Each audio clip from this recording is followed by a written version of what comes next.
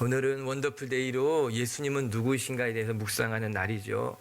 오늘 세 번째 시간이에요. 예수님은 양의 문이 되십니다 라는 주제로 함께 나눌 거예요. 사실 이 말씀은 우리가 다음 달에 살펴볼 예수님은 선한 목자이십니다 라는 말씀과 연결되어져 함께 살펴보는 것이 좋은 말씀입니다. 양의 문과 선한 목자는 이어지는 말씀이에요. 양의 문이신 예수님이 또한 양의 목자가 되시는 거죠. 이 둘의 공통점은 다 양에 대한 이야기예요. 양을 지키고 양을 돌보는 것. 또한 예수님은 우리를 양으로 또 양인 우리를 돌보시기 위해서 목자로 오셨다는 것 아니겠습니까? 저는 이 말씀을 묵상하면서 예수님이 우리를 양이라 부르시는 것이 감사하더라고요. 왜냐하면 당신은 목축이라고 하는 것이 이스라엘 사람들에게서는요 매우 중요한 생계의 수단이었어요. 농사를 짓는 것은 일부 지역뿐이었고 대부분은 목축하는 것을 통해서, 즉 양이나 염소를 치는 것을 통해서 생계를 이어갔다라고 하는 거예요. 그런 면에서 그들에게 있어서 양이라고 하는 것은 최고의 가장 소중한 자산인 것입니다. 광야 베두인들에게 유목은 그들의 생계의 수단이에요. 양은 그들에게 단지 가축이 아니라 가족과도 같은 존재인 거예요. 최고로 소중한 것이죠. 오늘 본문에 있어서 예수님이 우리를 양이라고 하실 때 우리는 그 의미를 다 공감하지 못하지만 당시 사람들에게 있어서 예수님이 너희는 나의 양이라고 말할 때 그들은 큰 감동을 받았을 것이 분명합니다. 우리 보고 양이라고, 우리처럼 보잘것없는 존재에게 예수님이 우리에게 양이라고 하는 것은 너는 내게 가장 소중한 존재라는 고백인 거예요. 너희는 내게 양이라고 하는 것은 너는 내게 가장 소중한 자산이라고 하는 거예요. 너는 나에게 가장 값진 가족이고 나에게 가장 소중한 보물과도 같다는 말이 너는 나의 양이라고 하는 것이죠. 여러분 시편 100편 3절 말씀 한번 같이 자막을 통해 읽어보도록 할게요. 동일하게 시편의 고백이죠. 시작. 우리 하나님이신 줄 너희는 알지어다. 우리는 그의 지으신 자시요 우리는 그의 것이니 그의 백성이요 그의 기르시는 양이로다. 시편 기자가 우리를 어떻게 고백하고 있는가? 우리는 하나님의 피조물이라고 하는 거예요. 더 나아가 우리는 하나님의 백성이라고 하는 거예요. 더 나아가서 우리는 하나님이 친히 기르시는 양이라고 하는 거죠. 여기서 기르신다 라는 말은 푸른 초장으로 인도하여 주신다는 뜻이에요. 즉 푸른 초장에서 넉넉하게 키우는 양이라고 하는 고백 아니겠습니까? 이것이 시편 기자의 감사의 찬송인 거예요. 행복한 고백이라고 하는 거죠. 우리가 하나님의 지음을 받은 사람이고 우리는 하나님의 백성이고 더 나아가 우리는 하나님의 소중한 양입니다. 하나님이 지키시고 돌보시는 양이라고 하는 고백인 거죠. 사랑하는 미체교회 성도 여러분, 여러분 마음속에 너희는 나의 가장 소중한 존재야, 너희는 나에게 가장 소중한 양과 같은 존재야, 이 음성이 들려오는 하루가 되게 주님의 이름으로 축복합니다. 이 세상 그 무엇과도 바꿀 수 없는 나에겐 가장 값진 양이야. 이게 주님이 저와 오늘 여러분에게 하시는 고백이라고 하는 거예요.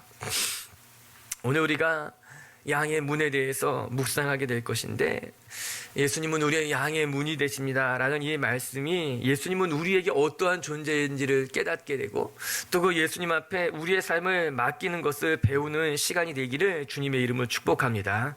오늘 우리가 두 가지를 크게 묵상할 건데, 첫 번째는요, 예수님이 우리의 양의 문이라고 하는 것은 예수님은 우리의 삶의 울타리가 되신다는 뜻인 거예요. 양의 문이라고 했을 때 문이 가지고 있는 역할이 무엇이겠습니까? 문이라고 하면 가장 먼저 떠오르는 이미지는 안과 밖을 구분해 주는 것 아니겠습니까? 문을 열고 들어가면 안에 있는 것이지만 문을 아무리 두들겨도 문이 열리지 않을 때는 그냥 밖에서 기다리는 것이에요. 그래서 문이란 안과 밖의 경계가 되는 것이에요. 안과 밖을 나누는 울타리와 같은 의미가 있다는 거죠. 그런 의미에서 오늘 1절부터 3절까지의 말씀을 다시 한번 읽어보도록 하겠습니다. 시작. 문이라는 단어와 매우 밀접해 보이는 단어가 세 가지가 등장하게 돼요. 1절에 보게 되면 문을 통해서 양의 우리에 들어간다 이렇게 나오고 있죠. 3절에 보게 되면은 문을 열기 위해 문지기가 그 문을 열어줘야 됩니다. 그렇게 이야기하고 있어요. 여기에 중요한 단어가 세 가지가 나오는데, 첫 번째는 양의 문이에요. 그 두 번째는요, 문을 열고 들어갈 때 나오는 양의 우리예요. 그리고 세 번째는 그 문을 열어주는 문지기가 있다는 것입니다. 이 세 단어가 서로 다른 단어 같지만 그 역할은 하나로 모아지게 될 것입니다. 문도 양의 우리도 문지기도 다 한결같이 양을 지키는 역할을 하는 것 아니겠습니까? 쉽게 생각해 보면 그 모든 것이 다 울타리가 된다는 거예요. 양의 우리라고 하는 거, 그거 그 말 그대로 울타리 아니겠습니까? 양은 그 울타리 안에 있게 돼요. 그 울타리는요, 문을 열고 들어갈만 할 것이에요. 문을 열 때는요, 아무나 문을 여는 것이 아니라 문지기가 문을 열어줄 때 문 안으로 들어갈 수 있는 것 아니겠습니까?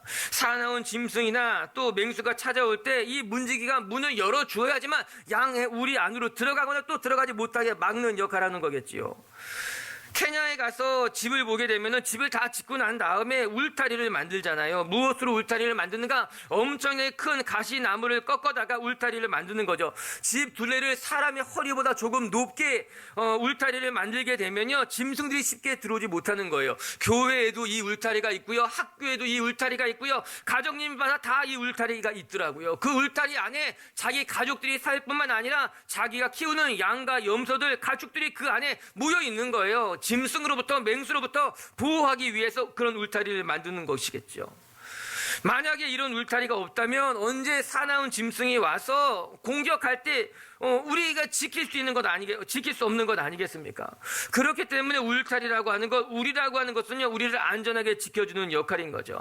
흔히 그렇게 말하기도 하잖아요. 가족이 내게 울타리가 되어주기도 한다. 또 때로는 내가 울타리와 같은 사람이 되고 싶다, 이런 말하기도 하잖아요. 문이라고 하는 것, 우리라고 하는 것, 그것은 울타리가 되는 거예요. 그 안에 있는 사람들을 지키고 보호하는 것 아니겠습니까? 뿐만 아니라 그 울타리를 통해서 안과 밖이 경계가 나눠지게 되는 거예요. 구분이 짓게 되는 거예요. 예수님께서 우리에게 양의 문이 되신다고 하는 것은 내가 너희의 울타리, 경계가 되어준다는 말씀이겠죠. 그 울타리 안에 그 누가 함부로 들어오지 못하도록 내가 너를 지키고 내가 너를 돌본다고 이야기하는 것 아니겠습니까? 여러분, 밤에 현관문 열어놓고 주무시는 분 계십니까? 아니, 가끔 밤에 주무시기 전에 현관문 내가 잠그지 않았나? 그런 생각 해보신 적 있지 않습니까? 아마 누구나 해봤을 것입니다. 여러분, 밤에 잠자리에 드는데 문을 열어놓고 자는 사람들은 없을 겁니다. 불안하겠죠. 만약에 문이 고장나서 잠기지 않는다면 어떻게 해서든지 그 문을 잠글 생각을 하는 것 아니겠습니까? 사랑하는 미체교회 성도 여러분, 예수님께서 저와 여러분의 양의 문이 된다고 하시는 것은, 즉 양의 문이 되어서 울타리 안에 아무나 들어가지 못하도록 주님께서 우리를 지키시고 돌보신다라고 하는 거예요. 특별히 오늘 말씀해 보니 양의 문이라 그러더라고요. 양의 울타리라고 하는 거죠. 여기서 양이라고 하는 것에 굉장히 중요한 단서가 있습니다. 여러분, 사자에게 울타리가 필요할까요? 사자가 울타리 안에서 잠자는 거 봤습니까? 곰에게 울타리가 필요할까요? 이렇게 말하고 보니까는 사자나 곰이 섭섭할 것 같다는 생각이 들더라고요. 나름대로 자기들도 보금자리가 있는 건데, 그래도 맹수들에게는요, 울타리가 그렇게 중요하지 않습니다. 사자들에게도 울타리, 곰에게 울타리가 필요하지 않습니다. 울타리가 필요하다는 것은요, 무엇을 말합니까? 연약한 존재라고 하는 거예요. 아니, 연약한 존재들에게는요, 어쩔 수 없이 울타리가 있어야 되는 것이겠죠. 왜냐하면 스스로 나를 지킬 수 없기 때문에 울타리라는 것을 통해서 울타리 안에 거하는 것으로 말미암아 맹수, 사자, 곰, 짐승으로부터 자기를 지키는 것이죠. 오늘 예수님께서 우리에게 내가 너에게 양의 문이 될 거야, 내가 너에게 양의 우리가 될 거라는 말씀 속에는 너희는 연약한 존재야, 너희는 보호함이 없이는 혼자서는 살 수 없는 존재라는 것을 가르쳐 주는 것이겠죠. 맞아요. 우리는 어떤 존재인가 하면요, 하나님이 지키지 않는다면, 하나님의 울타리 안에 보호하지 않는다면 스스로 내 자신을 지킬 수 없는 연약한 존재라고 하는 것이죠. 여러분, 인간은요, 강한 것 같지만 강하지 않습니다. 여러분들도 남들 앞에 굉장히 강한 척 할지 모르지만요, 우리는 다 연약한 마음을 가진 사람, 깨어지기 쉬운 그릇이라고 하는 거죠. 어떤 형제님이 그러더라고요. 여자들만 깨어지기 쉬운 존재라고 말하는 거에 있어서 굉장히 속상하다는 거예요. 남자들도 깨어지기 쉬운 존재라고 하는 거예요. 그렇죠? 여러분, 자매님들, 형제님들에게 함부로 말하면 안 돼요. 형제들도 깨어지기 쉬운 존재인 거예요. 사소한 말에 상처받고요, 그것 때문에 오랜 시간 동안 넘어지는 거. 남자든 여자든 인간이란 존재는요, 연약한 존재인 거죠. 쉽게 무너질 수 있는, 상처받을 수 있는 존재인 거죠. 그렇기 때문에 오늘 예수님이 말씀하시는 거예요. 내가 너의 울타리가 될 것이다.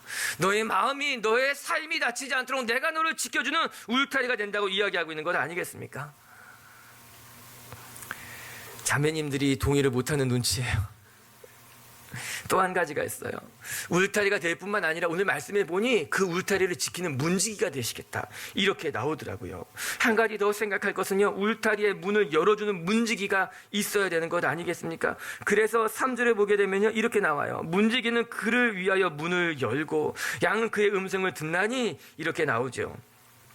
한 가지 모습을 상상해 보면요, 이 말씀을 매우 쉽게 이해할 수 있을 것이에요. 중동 지역에 가면은 양에게 풀을 뜯게 하고 물을 마시게 한 이후에 밤이 되면은 자기가 치는 양들을 양 우리에 넣어두어야 되겠지요. 그런데 이 유목이라고 하는 건, 양을 친다고 하는 것은요, 오늘 아침에 나갔다가 저녁에 들어오는 것이 아니라 때로는 일주일 동안 밖에 돌아다니면서 풀을 뜯어야 되는 경우도 허다했다라고 하는 거예요.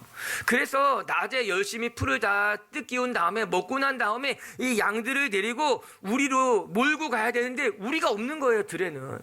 그럼 그런 들에는 이 자기의 소중한 양떼를 가지고 어디로 데리고 가는가? 목자는 동굴 같은 데로 양떼를 몰아가는 거예요.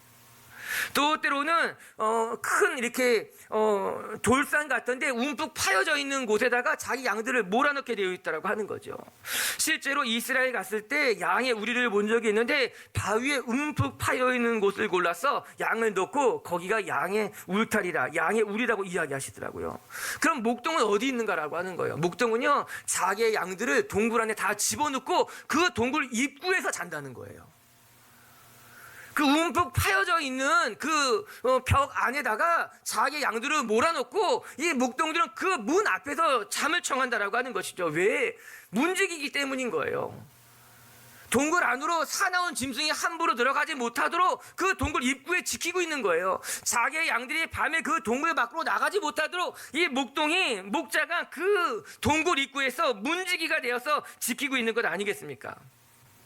이렇게 되면요, 목동은요, 양을 지키는 파수꾼이면서요, 오늘 말씀에 이른 것 같이 그 말 그대로 양의 문이 되는 거예요. 양의 문지기가 된다라고 하는 거예요. 어떤 짐승도 함부로 들어가지 못하도록 보호하는 역할을 하는 것이 목자요, 양의 문, 목동이 해야 되는 일이라고 하는 거죠. 그럼 오늘 이 말씀이 너무나 쉽게 우리에게 이해가 되는 거예요. 예수님이 우리의 삶에 양의 문이라고 하는 것은요, 문지기라는 거예요. 동굴 입구에서 함부로 나의 양들 소중한 것들이 상하지 못하도록 지키는 역할을 하는 것이 양의 문의 일이라고 하는 것이지요. 여러분, 문을 만들 땐 튼튼하게 만드는 법이에요. 문을 만들 때는요, 때로는 철문으로 만들기도 하고요, 이중문을 만들기도 하고요, 단단하게 만들게 되어 있더라고 하는 거예요. 왜? 그 문을 함부로 열지 못하도록 하는 것 아니겠습니까? 오늘 예수님이 저와 여러분의 삶의 문지기가 되셔서 우리의 삶을 지키고 돌보실 줄로 믿습니다. 그렇게 여러분의 삶을 지키시고 돌보시는 하나님과 동행하는 성도님들이 되기를 주의 이름으로 축복합니다. 두 번째, 오늘 말씀을 통해서 또 한 가지 우리가 묵상해야 될 것은, 예수님은 자기 자신을 양의 문이라고 말씀하시면서 이 문을 통해서만 구원을 얻을 수 있다 말씀하셨어요. 9절을 같이 한번 읽어볼게요. 시작. 내가 문이니 누구든지 나로 말미암아 들어가면 구원을 받을 것이다. 즉, 예수님께서 정해진 문, 곧 본인만이 양에게로 들어가는 문이다. 나를 통해서만 생명을 얻게 될 것이다. 그렇게 이야기하고 있어요. 이 말씀은 예수님을 이해하는 데 있어서 매우 중요한 말씀이에요. 우리에게 생명의 문을 열어주는 말씀이기도 해요. 예수님의 말씀은 굉장히 단호하십니다. 누구든지 나를 통해서만 생명의 길로 들어갈 수 있다는 거예요. 여러분, 세상에는요, 여러 가지 문이 있을 것입니다. 그러나 그 많은 문 중에도요, 여러분, 그 많은 길 중에도요, 여러분이 가야 할 길이 있고요, 가지 말아야 될 길이 있어요. 여러분이 열어야 될 문이 있고요, 열지 말아야 될 문이 있다라고 하는 거예요. 그것이 중요해요, 여러분. 전 여러분에게 허락된 길만 가시고 다른 길을 넘보지 않게 되길 축복합니다. 열어야 될 문만 열지 다른 문을 열면 안 된다라고 하는 거예요. 어렸을 때 미로 게임을 다들 해봤을 것입니다. 한번 미로를 보여줘 보세요. 이런 거 한번 우리 어릴 때 다 해봤을 거예요. 복잡한 미로를 보면 지금 이 순간도 이 미로를 따라가는 분이 있을 거예요. 어떻게 하면 좋을까? 그만 보여주세요. 이것도 설교 안 듣고 저걸 다 해보는 분들이 있을 거예요. 이 미로라고 하는 건 정해진 길이 있다는 거예요. 열리는 문이 있지만 그 문을 열고 들어가도 길이 아닌 것과 마주할 수도 있다라고 하는 것이죠. 여러분, 우리 인생이 미로와 같다는 생각을 해보지 않습니까? 정말 우리 인생에 다양한 길이 있는 것 같지만, 다양한 문이 있는 것 같지만요, 잘못된 길로 들어가게 되면요, 반드시 그 길로 되돌아 나와야만 합니다. 가다 보면 막다른 길이 있는 거거든요. 갈 수 없는 길에 마주할 수 있게 되거든요. 때로는 그 길이 낭떠러지가 될 수도 있고요, 우리의 삶을 망치는 길도 될 수 있다라고 하는 거예요. 가다 보면요, 열리지 않는 문이 있다라고 하는 거예요. 내가 원하는 길, 하나님이 나에게 허락된 길이라고 하는 것은요, 다 정해진 길이 있는 거예요. 한 가지 길이라고 하는 거예요. 그 길로 가야지만 문이 열리고 그 열린 문으로 우리가 들어갈 수 있는 것이죠. 제가 한번 해봤어요. 설교하기 전에 찾아가 봤어요. 안 되더라고요. 이 길일 것만 같은데 그 길이 아니더라고요. 정해진 길은 하나밖에 없는 거예요. 그런데 여러분, 우리 인생의 미로가 우리가 오늘 본 것처럼 간단할 것만 같습니까? 아니에요. 어쩌면 더 복잡한 미로일 수 있어요. 더 복잡한 길일 수도 있다라고 하는 거예요. 이에 있어서 예수님은 우리에게 무엇이라 말씀하고 계신가? 나를 통해서만 이 길로 들어갈 수 있고 나를 통해서만 생명에 다다를 수 있게 된다고 말씀하고 계신 것이죠. 오늘도 우리가 목적지에 도달하기를 원한다면 우리는 정해진 길, 정해진 문을 열어야 될 줄로 믿습니다. 이는 당연한 일 아니겠습니까? 그리고 예수님은 분명하게 말씀하시는 것이죠. 내가 문이니 나로 말미암지 않고는 어느 누구도 구원에 이를 수 없으며 나로 말미암지 않고는 어느 누구도 생명을 얻을 수 없게 된다라고 하는 겁니다. 더 나아가 예수님이 이렇게도 말씀하셨죠. 도적은 문으로 다니지 않고 담을 넘어서 다니는 사람이다. 여러분, 자기 집을 담 넘어서 들어가는 사람이 있어요? 자기 집을 창문으로 들어가는 사람이 있어요? 아니에요. 담 넘어서 들어간다는 것은요, 집주인이 아니라고 하는 거죠. 우리가 집주인이라면, 우리가 하나님의 자녀라면요, 우리는 떳떳하게 하나님이 정하신 길로 들어가게 돼 있는 것이죠. 예수님을 통해서 하나님을 만나며 예수님을 통해서 은혜를 누리게 되며 예수님을 통해서 우리 가운데 생명이 얻게 되는 것 아니겠습니까? 히브리서 10장 19절의 말씀을 한번 같이 읽어볼까요? 자막 통해서 시작. 그러므로 형제들아, 우리가 힘입어 성소에 들어갈 담력을 얻었나니, 그러므로 형제들아, 맞아요. 우리가 예수님으로 말미암아 예수님의 보혈을 힘입어서 하나님 앞에 들어갈 담력을 얻었다는 거예요. 우리는 담대하게 하나님 앞에 기도할 수 있는 거예요. 담대하게 하나님 앞에 예배할 수 있는 거예요. 담대하게 나에게 주어진 길을 하나님의 은혜 가운데 나갈 수 있게 되는 것 아니겠습니까? 오직 예수님만이 우리에게 허락된 길이에요. 예수님만이 구원의 길이라고 하는 거예요. 세상이 여러분을 속일지 몰라요. 많은 종교들이, 때로는 이단이, 사이비가 우리를 혼란스럽게 만들 수 있을지 몰라요. 그러나 분명한 것은요, 예수님만이 길이에요. 예수님만이 생명이에요. 예수님을 통하지 않고는 우리에게 참 생명을 얻을 수 있는 방법이 없다라고 하는 거예요. 오늘도 이 사실을 여러분이 굳게 붙들 수 있게 되게 주님의 이름을 축복합니다. 여기서 한 가지 더 우리가 묵상할 것은요, 예수님만이 우리에게 생명이 될 뿐만 아니라 예수님은 우리의 생명을 더 풍성하게 만들어 주신다는 거죠. 여러분, 10절을 같이 한번 읽어볼게요. 10절 시작. 도둑이 오는 것은 도둑질하고 죽이고 멸망시켜지는 것이요. 여기부터 중요해요. 시작.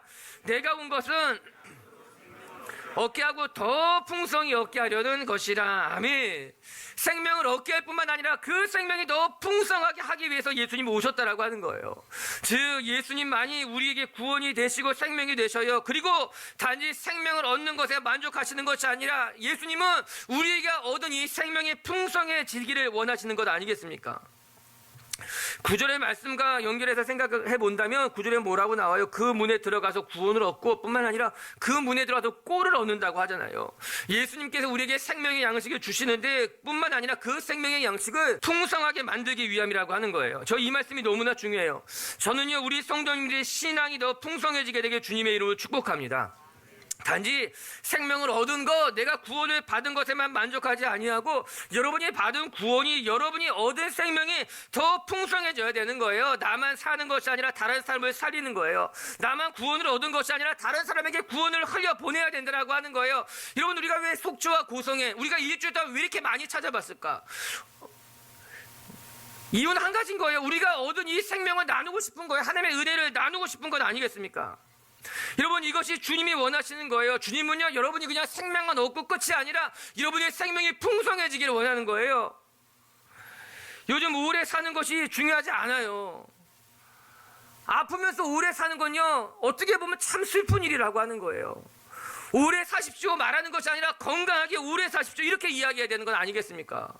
건강하게 오래 살아야죠. 그래야지 그것이 축복이라고 고백할 수 있는 것 아니겠습니까?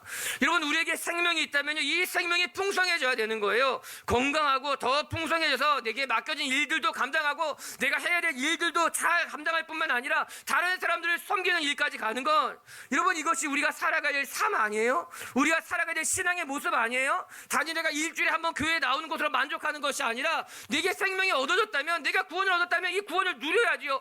이 구원을 충만하게 누리며 이 구원을 나눠야 되겠죠. 할렐루야. 이 10절에 나오는 풍성한이라는 단어가 페리소스라고 하는데, 이건 무슨 뜻인가 하면요, 양질이란 뜻인 거예요.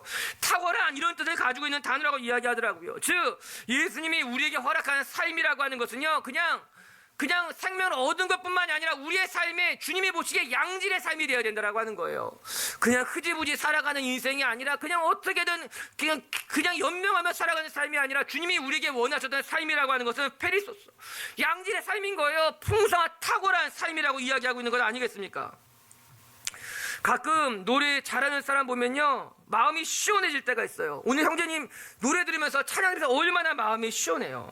아, 가수는 형제님한테 하는 말이 아니라 원래 원고에 있었던 말씀이에요. 노래하는 사람이라면 저 정도는 해야 될 것 같다는 생각이 드는 거예요.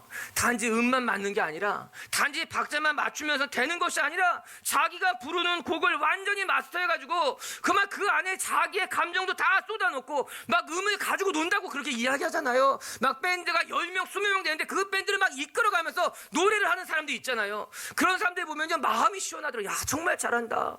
나도 저런 목사가 돼야겠다. 우리 교회도 저런 교회가 되겠다. 우리 그런 생각 하지 않습니까? 막 박수가 절로 나오는 거예요.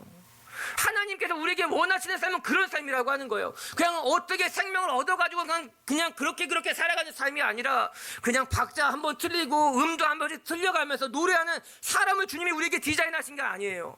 하나님이 여러분을 하나님의 자녀로 불렀다는 것은, 여러분에게 생명을 주고 구원을 줬다라고 하는 것은 그 구원을 완벽하게 누리고 그 구원이 완벽하게 풍성해지는 것으로 말미암아 여러분의 삶의 구원 안에 누려가게 되는 거예요. 막 구원을 통해서 막 능력이 나타나는 거예요. 막 다른 사람을 위로하고, 다른 사람에게 한마디 던지면 그 사람의 마음에 막 위로를 받게 되고, 그 사람에서 기도하게 되면 기도가 응답이 되게 되고, 그 사람과 예배하게 되면 내 마음이 막 열리게 되고, 이게 예수님이 우리에게 원하시는 풍성한 삶이라고 하는 거예요.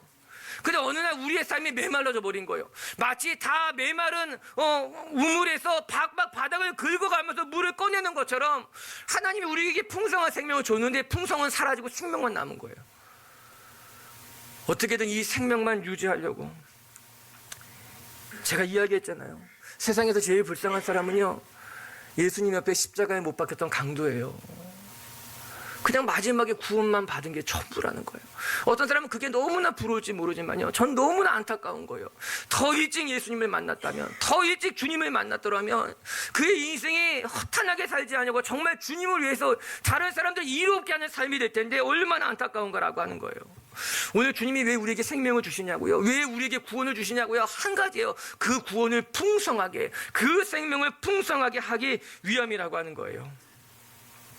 저는 이 책임이 사라진 시대에 정말 예수님은 우리의 삶을 책임지시는 분이구나, 이런 생각을 하게 됐어요. 단지 내가 이 정도면 내가 할 일 다 하는 거 아니야? 내가 예수님 믿고 그냥 일주일에 한 번 교회 나오고 뭐 이러면 되겠지. 그런데 우리 예수님은요, 그게 아니더라고요. 예수님은 우리의 삶을 책임지시는데 정말 끝까지 잘 책임지시는 분이더라고요. 저는 생각해 봤습니다. 예수님이 우리의 삶을 이렇게 풍성하게 하시는 것을 억지로 하셨을까요? 정말 하기 싫은데 하나님이 시키니까 내가 정말 억지로, 어쩔 수 없이 내가 너의 삶을 풍성하게 해주겠다, 이러셨을까요? 아니에요. 예수님이 우리의 삶을 풍성하게 하셨을 때는 억지로 하신 것이 아니라 정말 신이 나셨을 거예요. 아, 종훈이가 기도한다. 내가 이 기도에 응답해줘야지. 지금 누가 아픈데 낙심하지 않고 또 기도하고 있어. 내가 그를 도와줘야지. 막 할렐루야. 전 이런 생각을 하면 너무나 신이 나는 거예요. 우리의 신앙생활이 신이 나는 거예요. 하나님께서 우리의 삶에 한량없이 부어주시는 거예요. 하나님이 우리를 꿈꾸게 하고요. 하나님이 우리가 꿈을 꾸면 그 꿈을 풍성하게 하고요. 하나님은 우리를 통해서 하나님의 나라를 만들어가게 되는 거예요. 제가 지금까지 만난 하나님은 이런 하나님이었어요. 우리가 헌신할 때 그 헌신을 더 풍성하게 하는 하나님, 내가 기도할 때 내 기도를 더 풍성하게 하시는 하나님, 내가 하나님 앞에 나의 삶을 드릴 때 내가 감당할 수 없는 일보다 더 많은 것을 감당하게 하신 하나님, 이것이 제가 지금까지 만나온 하나님이라고 하는 거죠. 그 하나님은 저의만의 나만의 하나님이 아니라 여러분의 하나님, 우리의 하나님, 빛의 교회 하나님인 줄로 저는 믿습니다. 그렇게 오늘도 여러분의 삶을 풍성하게 하시는 하나님 만나시는 분들이 되기를 주님의 이름으로 축복합니다.